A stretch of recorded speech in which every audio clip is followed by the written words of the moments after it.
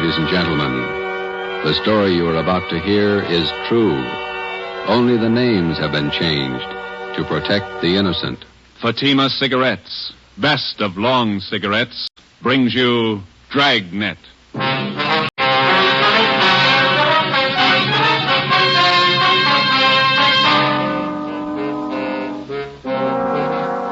You're a detective sergeant. You're assigned to robbery detail. $8,000 worth of Chinese jade has been stolen. The criminal is vicious. His weapon, a handful of buckshot in a handkerchief. Your job, get him. If you want a long cigarette, smoke the best of long cigarettes. Smoke Fatima. Fatima is the long cigarette which contains the finest Turkish and domestic tobaccos superbly blended to make Fatima extra mild. And that's why Fatima has a much different, much better flavor and aroma than any other long cigarette. That's why Fatima is doubling and redoubling its smokers. So, if you want a long cigarette, smoke the best of all long cigarettes. Smoke Fatima. Dragnet, the documented drama of an actual crime. For the next 30 minutes, in cooperation with the Los Angeles Police Department, you will travel step by step on the side of the law through an actual case from official police files. From beginning to end, from crime to punishment, Dragnet is the story of your police force in action. It was Monday, December 1st. It was foggy in Los Angeles. We were working the day watch out of robbery detail. My partner's Ben Romero. The boss is Ed Backstrand, chief of detectives. My name's Friday. It was 7:15 p.m. when we got to the police academy, the banquet room. Where do we sit, Joe? Lee Jones is holding a couple seats for us someplace. You see him? Oh, yeah. There he is up there. Well, look at him. Everybody's here. Yeah, ought to be. Hi, fellas. A couple of ringside seats. Thanks, Lee. Did you get it? Yeah, right here. Mind if I take a look at it? No, go ahead.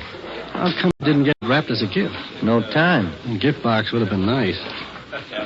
No cotton, even? Beautiful watch. Radium dial? Yeah. Universal Geneva. Fine movement. He'll like it. Look on the back. Let's see. For Chief Ed Backstrand, a good cop, Detective Bureau. Not very good engraving. No time.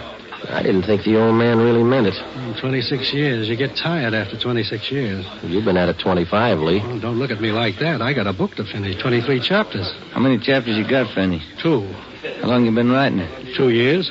Well, at that rate, we'll be stuck with you for another 21 years. If you're lucky. Excuse me, fellas. Gotta make a speak. All right, Lee.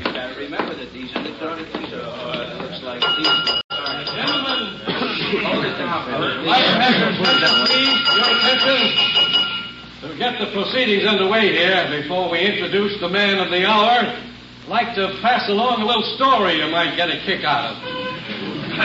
I was driving down from Utah last year, stopped off at a hotel in Elko, Nevada.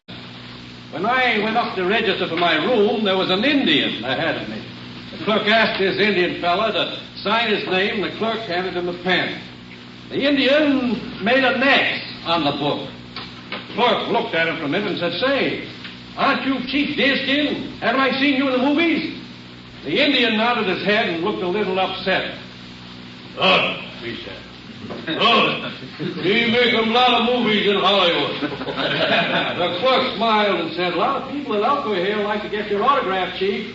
Then the Indian grabbed the pen up again and he said, "Me no like a autograph, hunters. Me no want to be bothered." Then he drew a circle around the X he made. The clerk said, "Why you do that, Chief?" The Indian said, "Me no use the right name." Oh, hey, Joe. Yeah, there's Rogers over there. He's motioning to Where? Oh, yeah, excuse me a minute, Ben. The chief who's retiring tonight. He's been using his right name for 26 years, and he's proud of it. And we're proud to have been associated. Do you want me, Rogers? A phone for you, Joe. You can take it on the extension After outside. 26 Thanks, Pete. years of service, he's retiring from the Los Angeles Police Department. We're going to miss him. Gentlemen, a fine officer, Chief Ed Backstrand. Where's the phone? Rub it here. Thanks. Friday, Joe, this is Gonzalez. Yeah, Jess. Sorry to bother you, but Powers said I should call you. Yeah? I need some legwork. Something big? Pretty big, yeah. Too many loose ends. Pena and I can't pull them all in. When do you want us? As soon as you can get down here. That important, huh? A man may die, Joe.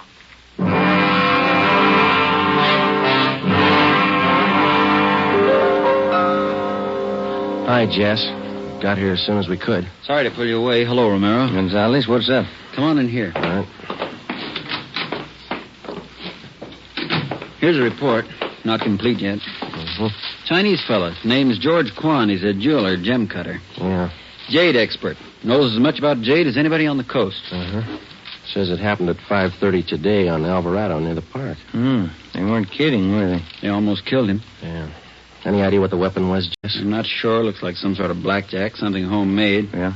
When they picked up Quan, they found several buckshot pellets lying around and a man's handkerchief. Ray Pinker has the stuff over at the crime lab now. Where's Quan? Have you talked to him? Got in a couple of questions down at Georgia Street while the doc was giving him sedatives. Little guy's a mess, Joe. Gonna be all right? 50-50 chance when I called you out of the academy. Well, why did they beat him? Did he resist? I don't have it all yet, but from what he said, he was jumped from behind, didn't have a chance to fight. Whoever it was kept beating him long after he was unconscious. What'd they take him for? A couple of pieces of jade, large ones, very rare. Mm-hmm. You got anything else?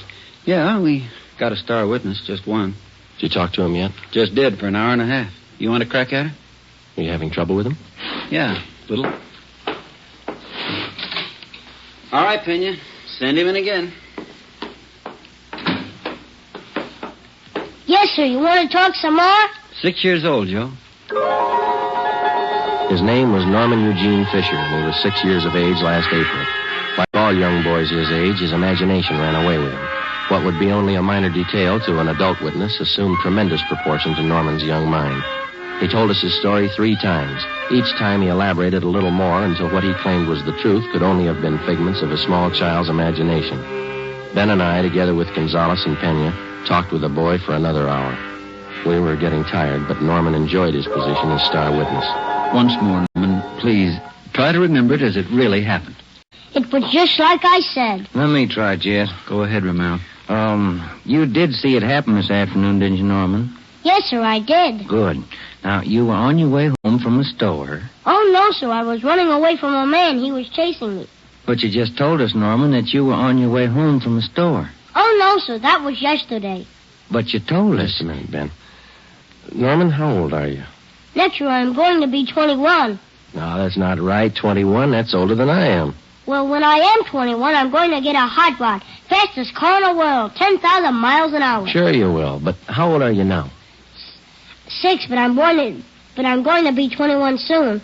I remember when I was 6 years old, Norman. A lot of things I wanted. Electric train. I got one. Well, it must be something you'd like to have. One thing that maybe now that you don't have, huh? Will you give it to me? Well, if I can. What do you want?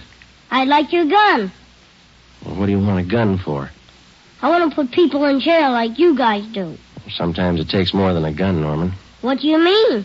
Just because you've got a gun doesn't mean you're a cop. Well, what does? Just a minute, son.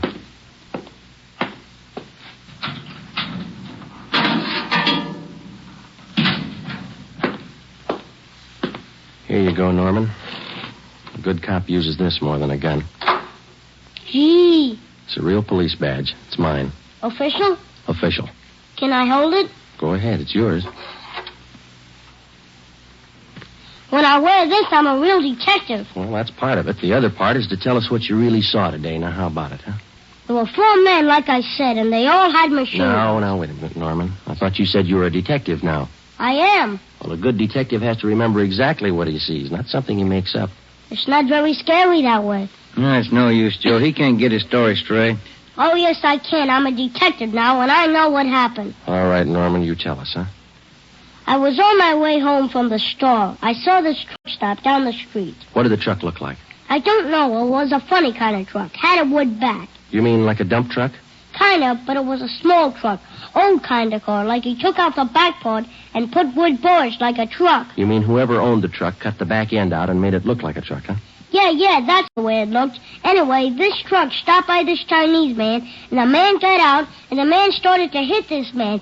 And the man fell on the sidewalk, and the man kept hitting him and hitting him as hard as anything. Well, what was he hitting him with? With his handkerchief? There he goes again. No, I don't know. How about that, Jess? Could tie in. Go on, Norman. Well, that's all I saw. No, I mean after the man hit him, what'd he do?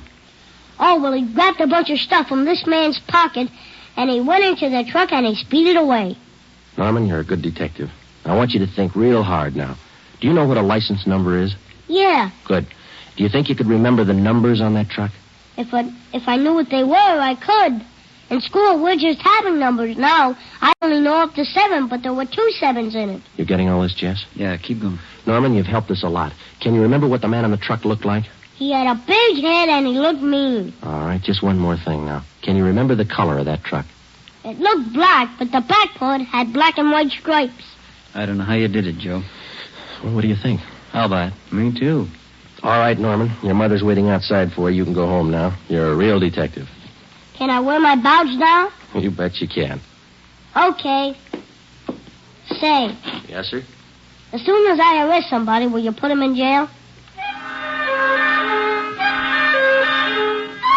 With the help of an outdated police badge, no longer official, we had the statement of a 6-year-old boy with a healthy imagination. We had an idea he was telling us the truth, but we had no way of being certain. Since he was the only witness, we had to accept his word and hope that he was putting us on the right track. The quickest way to make sure was to see if some of the details in little Norman Fisher's story would check out. Jess Gonzalez and Manuel Pena took the job of trying to locate a homemade pickup truck with 2 7s in the license number. They started by checking all the late 3.8 forms, the vehicle theft and impound reports. The next morning, Ben and I called the General Hospital and talked with Dr. Sebastian. He told us that the victim, George Quan, had improved sufficiently to allow a brief interview. It was 10:14 a.m. when we got to Ward C, General Hospital. Doctor tells you you're a little better this morning, Mr. Quan. Yes, sir. I shall be all right, although it is quite painful at times. We're sorry to bother you, Mr. Quan, but we've got to have a little more information on the robbery. Oh, I will tell you all I can, sir. I should like to recover the missing jade pieces. It is a great loss to me. Did you get any kind of a look at the man who hit you? Oh, he attacked me from behind, knocked me to the pavement. I made an attempt to get to my feet, but he struck me again and again, here at the base of my neck. You didn't see him at all, then? No, sir, I did not. Do you have any idea who could have done this? Unfortunately, no. I cannot think of anyone. Well, what was stolen from you? We know it was jade, but can you give us a more detailed description? Well, sir, I lost 2 thumb rings, very rare, collector's items. Thumb rings, huh? How much were they worth, would you say? Well, I paid $8,000 for the 2 rings. Wonder if you could describe them to us. Well, both rings were relics of the time when the Chinese archer drew his hunting bow with a special thumb ring. Uh-huh. Any particular identifying marks on them? Oh, they both have linings of fine gold to fit them to the fingers of the new owners. Who were the new owners? I had just purchased them yesterday, before I was robbed. I was on my way to San Francisco to show them to prospective buyers. Who did you buy the rings from, Mr. Quan? Mrs. Inez Curtis, a very reputable dealer. We have done business for many years. I wonder if we could have her business address, huh? She has her office at her home.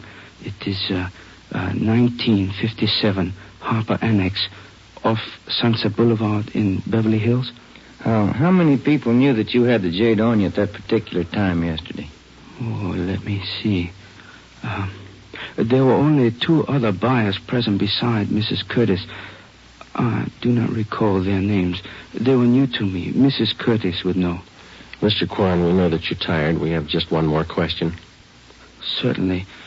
I wonder if I might trouble you to hand me that tumbler of water with the glass straw. Surely. Here you are.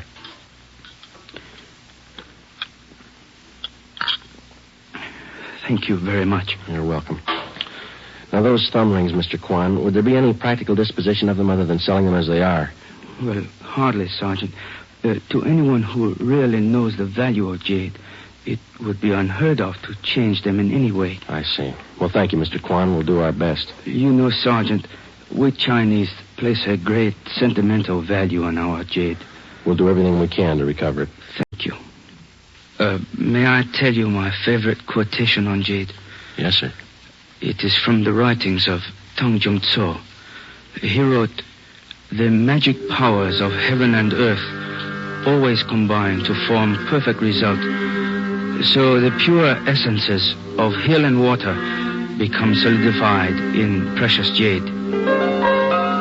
Ben and I drove out to 1957 Harper Annex, the residence of Mrs. Inez Curtis. There was no one at home. We left one of our cars. It was 12:22 p.m. when we got back to Central Division.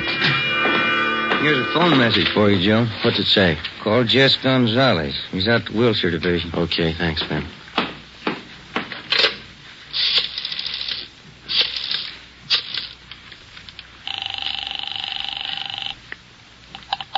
Wilshire Detectives, Dillian. Hi, Harry. Gonzalez around? Just a minute. Take it on 3, Jess. Gonzalez, Friday, Jess. we got the truck and we got the driver. We'll be right out. Something else, Joe. Yeah? The kid was right. There were 2 7s in the license number.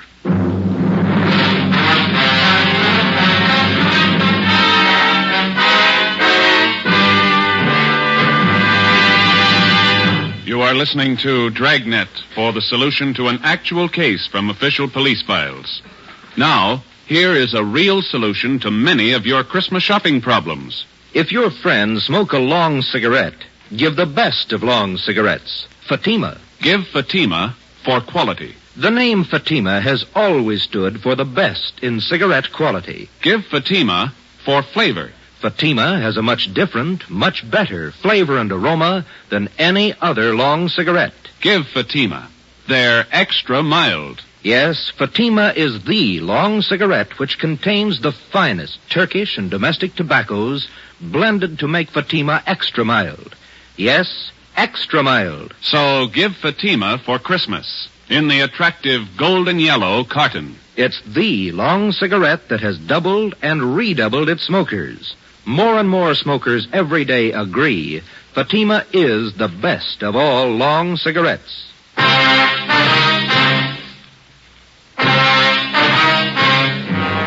Wilbur Rasmussen, white, male American, age 31, 5 feet 10 inches, 190 pounds, black hair, brown eyes. He was the driver of the truck.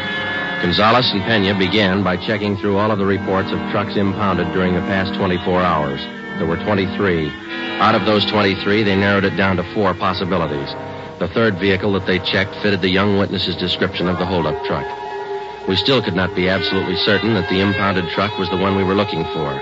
The same could be said of the driver, Wilbur Rasmussen. The net result of checking impound reports doesn't always result in the apprehension of a suspect, but in this case we were lucky. The driver had been picked up for drunk driving. It was 1:30 p.m. when we checked in at the Wilshire Division. Hi, Jess. Where is he? You're a little late. What do you mean? He's gone, released on bail. Who furnished the bail? The woman he works for, Mrs. Inez Curtis. Well, that doesn't figure, Jess, or does it? Why not? How many people knew Quan had the Jade? No, it's not my guess. Quan vouches for her. He's been doing business with her for years. What do you think, Joe? It's your show. I'm just tagging along. Well, one thing's sure. Just a minute. Wilshire Detectives, Gonzalez.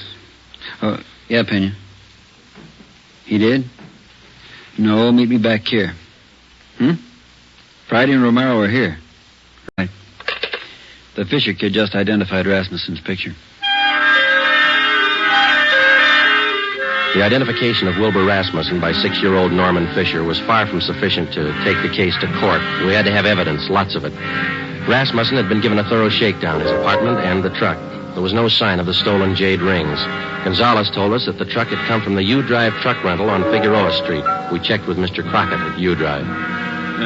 Let me have another look at that picture, boys. Yeah, here you are. What'd you say his name was? Rasmussen. Wilbur Rasmussen.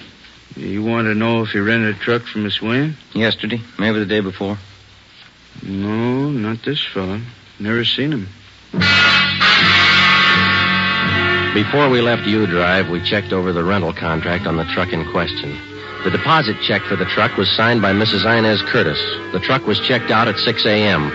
The rental contract, the actual release form showing to whom the vehicle had been rented, was signed by a Harry Wilson. Rasmussen's name did not appear on any of the usual rental forms.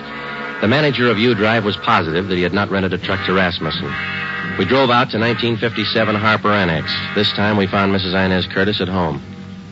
I'm terribly sorry about Mr. Quan. Does he have everything he needs in the hospital? Yes, ma'am. How long did you say this Harry Wilson had been working for you? 6 or 8 weeks. But I'm sure you're wrong about him. We're not accusing him of anything, Miss Curtis. We just want to talk to him. He certainly came to me well recommended. He was a nice man. When's the last time you saw him? Day before yesterday. He asked for his check, said he was quitting. Told him I was sorry to see him go. I'm anxious to get that guest house finished. How about Rasmussen, Miss Curtis? How long has he been with you? Wilbur's been with me for about 7 months. Good worker, but he drinks too much.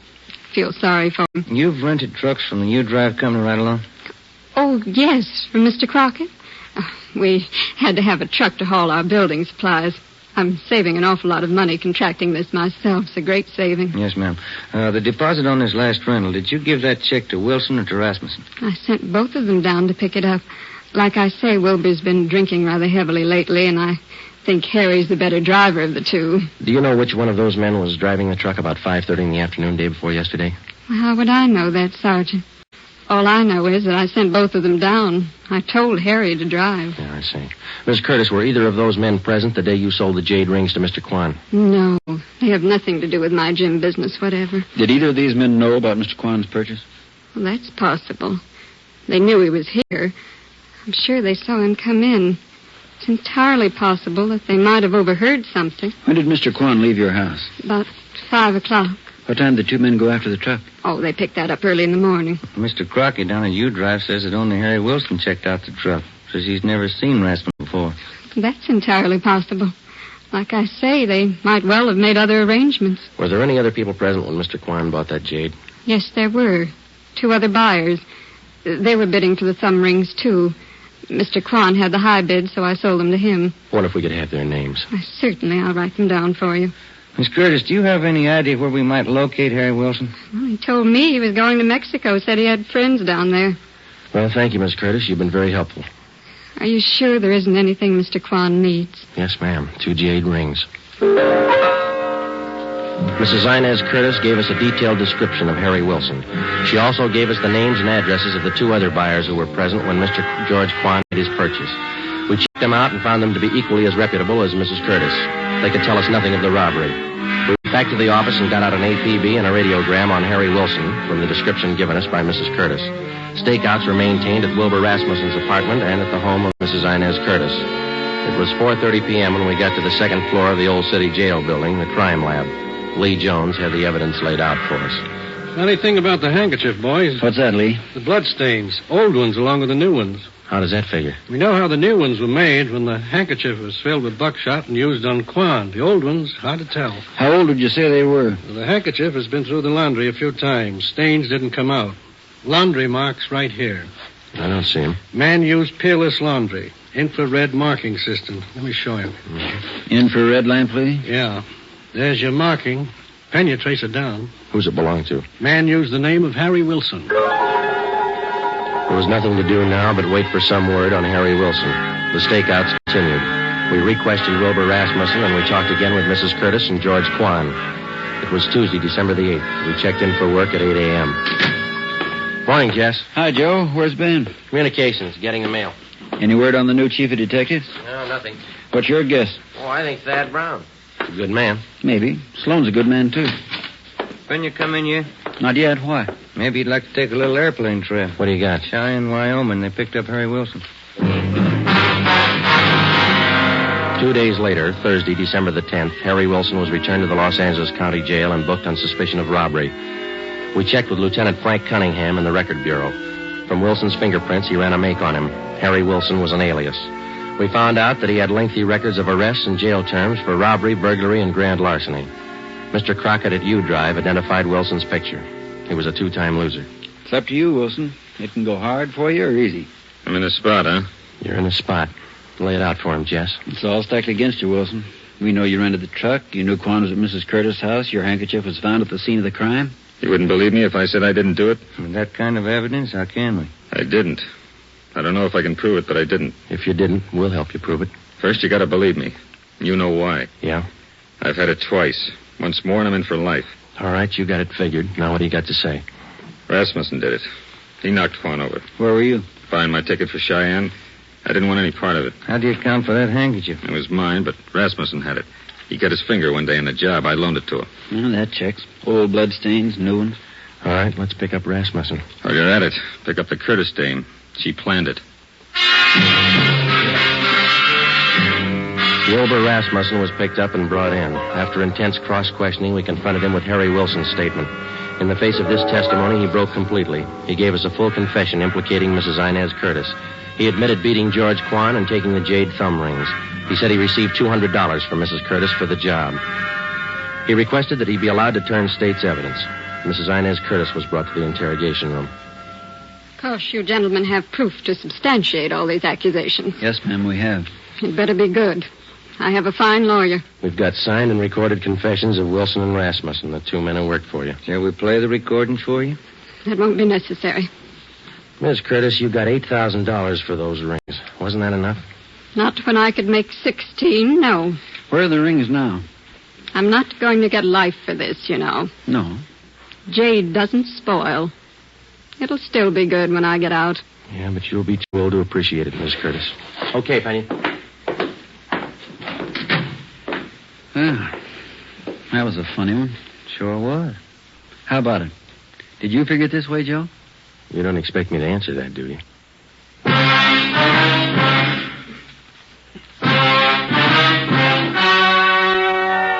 The story you have just heard was true. Only the names were changed to protect the innocent.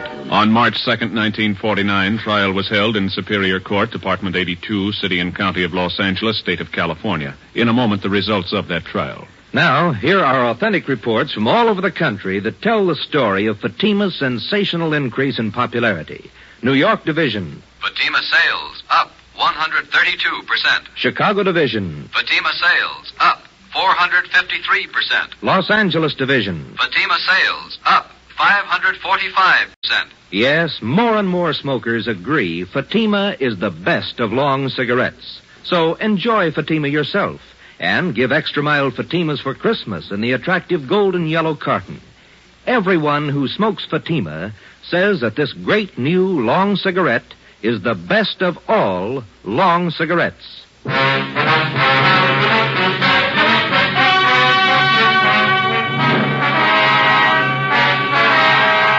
Mrs. Inez Curtis was tried and convicted of robbery and conspiracy. She received the maximum sentence as prescribed by law. In consideration for turning state's evidence, Wilbur Rasmussen received a minimum term. You have just heard Dragnet, a new series of authentic cases from official files. Technical advice for Dragnet comes from the Office of Acting Chief of Police, W.A. Wharton, Los Angeles Police Department. Dragnet honors the city of Knoxville, state of Tennessee, and the men who make up the Knoxville Police Department, another of America's great law enforcement agencies. One of these men, Sergeant Joe H. Roberts, director of the Knoxville City School Safety Patrols, who dedicates his life to making yours more secure. Fatima Cigarettes, the best of long cigarettes, has brought you Dragnet, portion transcribed from Los Angeles.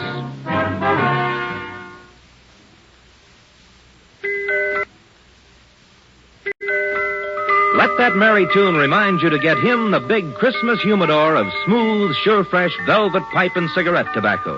It's a double pleasure to any smoker when you give this generous humidor of velvet. It smokes cool and sweet in both pipe and cigarette. In every way, the gift for him is a Christmas humidor of velvet, America's smoothest smoke. Be sure to listen to Dragnet next week. Your tune for the stars on NBC.